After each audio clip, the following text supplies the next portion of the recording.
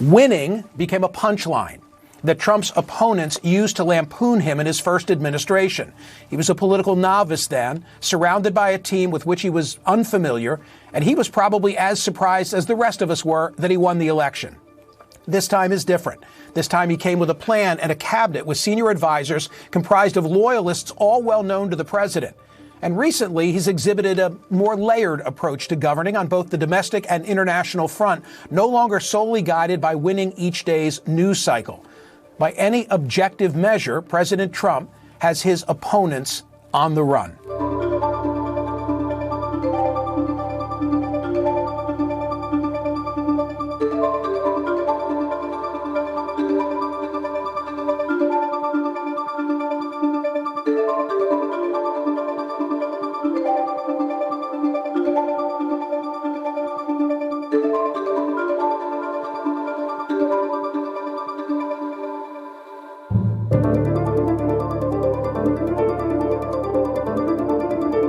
What in the hell are you talking about?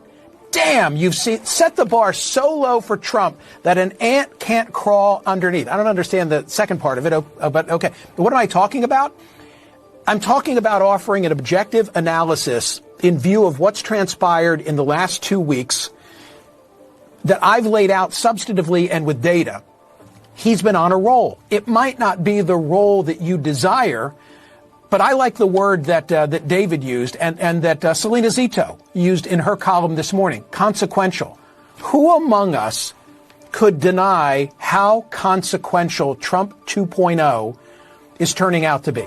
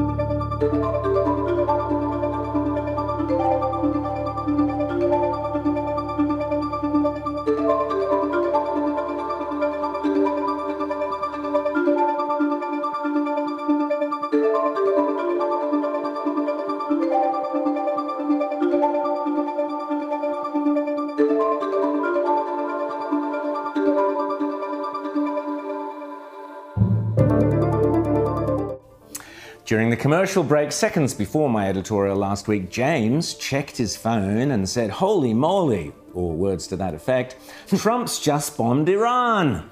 Clearly, Donald Trump, a keen viewer of this show, I suspect ensured that Operation Midnight Hammer was timed perfectly for outsiders viewers to enjoy. But I mention this fact only because so many other so-called conservative commentators here and in America were preaching the exact opposite, demanding Trump not bomb Iran for fear of starting World War III. Tucker Carlson, along with Glenn Greenwald and others, were adamant that Trump attacking Iran would be a betrayal of the MAGA movement, or some such nonsense. Back in March, Tucker Carlson tweeted, quote, "It's worth pointing out that a strike on Iranian nuclear bases will almost certainly result in thousands of American deaths," end of quote. Then in April, Tucker Carlson was insisting not only that thousands of Americans would die, but that America would lose the war. Quote, "Anyone advocating for conflict with Iran is not an ally of America, but an enemy," Tucker insisted. So that'll be me then. Thanks, Tucker. Carlson also insisted people like me were neocons and that war with Iran would, quote, "end Trump's presidency," quote, "collapse the US economy, and thousands of Americans would die within the first week." Well, precisely none of any of those dire predictions occurred. In fact, the opposite has occurred. Here we are, 1 week after the bombs fell. Not a single American has died. The US economy is literally booming. There is a ceasefire between Israel and Iran. There is every possibility that the regime, as we were just talking about, may crumble from within. And of course, Donald Trump is more popular than ever. So much so that one wag this week was calling for a third Trump term in 2028. Illegal crossings in the border are 0 now. 0. Does everyone hear that? 0. Trump 2028. Do you expect President Trump? Who's that guy? I like him. He's working the cameras. Tucker Carlson was by no means alone, and as I have repeatedly pointed out, we have, what's the collective noun for conservative Trump haters? A murder of Trump haters? A Biden of TDS, that'll do. We have a Biden of TDS sufferers in this country, and I get so fed up with hearing so-called conservative commentators and politicians endlessly sneering or patronizing Donald Trump, when in reality, Donald Trump is increasingly looking like the greatest politician of our lifetimes, and now easily belongs up there with Margaret Thatcher and Ronald Reagan. But Iran was by no means the only Trump victory this past week. Trump promised during his election campaign that there would be so much winning that Trump supporters would get tired of all the winning. And this week was probably the most significant and astonishing of his presidency, but we certainly ain't tired of it. Winning on a scale no president has ever achieved in such a short time. Let me run through just a few of them. We were talking earlier about 3 massive wins in the Supreme Court. One for Donald Trump, one which has killed off that leftist lawfare, which was being used to stymie so much of Trump's agenda. That's gone. Another victory in the Supreme Court, giving power back to parents, very important this, to say no to the LGBT propaganda in schools, so they can say no to that. That's great. And a third Supreme Court victory, granting permission to send illegal immigrants to third-party countries. On top of which, the China trade deal, whoa, which would have been the biggest news of the week, but so much else happened. That's been signed.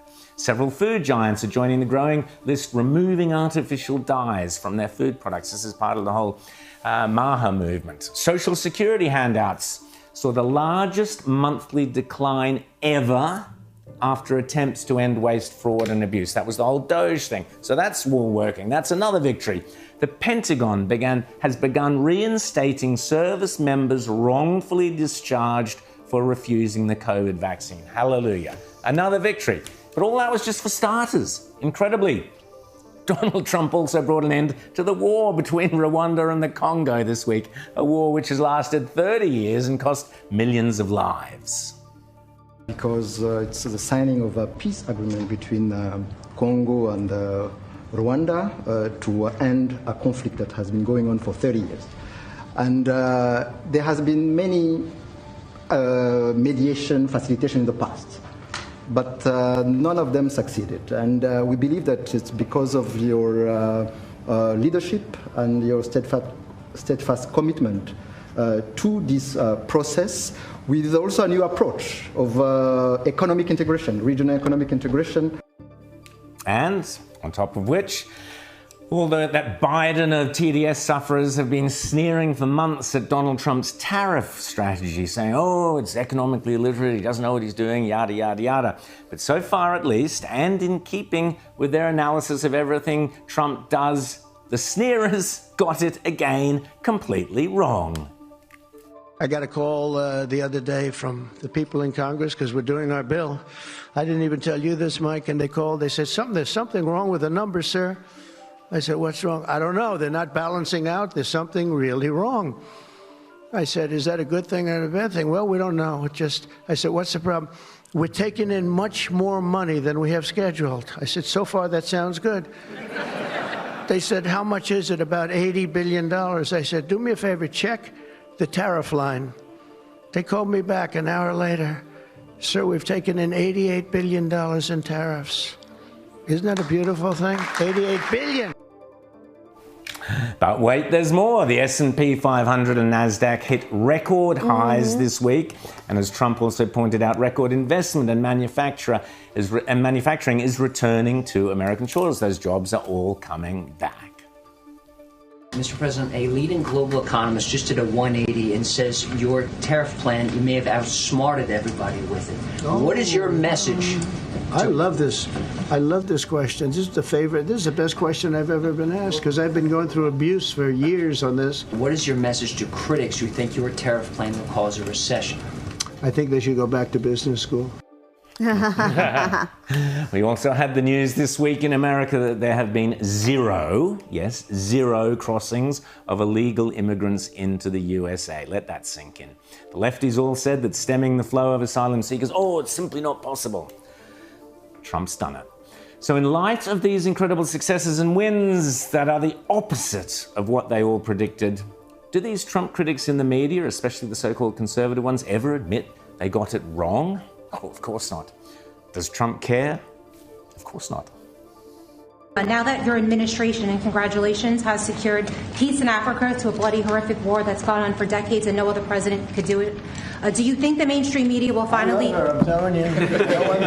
But you're right. No other president could do it. They tried and they didn't even try, I don't think. I actually don't think they tried. Do you think Biden tried? He didn't know he was alive. But to be fair, and I always do try to be fair, there are some journalists who are waking up to the fact that they might have underestimated Donald Trump. I was pleased to see Greg Sheridan in the Weekend Australian struggling to overcome what I've labelled in the past as default TDS, praising Donald Trump's NATO success, yet another major triumph this week that Trump managed to squeeze into a rather crowded week.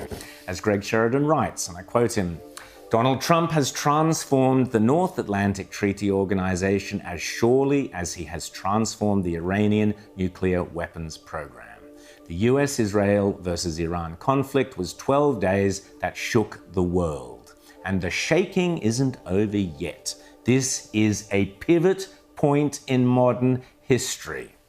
Well said, Greg Sheridan. And it's precisely what I said last week on this show. We are living through a critical moment in world history, and thank goodness we have an exceptional leader of the free world. There is hope for the West yet. There is hope. Naturally, Trump also gave woke political correctness yet another well-deserved slap in the face. And President Tshisekedi also mentioned at the end of my interview that when peace finally comes to the Democratic Republic of the Congo, he's thinking to nominate you as a Nobel Prize Peace because he said you deserve, you have been working to bring peace in the world, not only at the Congo, and he's very hopeful to meet you in the future. That's so nice. Boy, that's so beautifully stated. And Caroline said, number one, she did say, and I shouldn't say this because it's politically incorrect, she said, she's beautiful, and you are beautiful. I'm not allowed to say that, that could be the end of my political career. What a legend. As someone said on Twitter this week, there will never be another president quite like Donald J. Trump.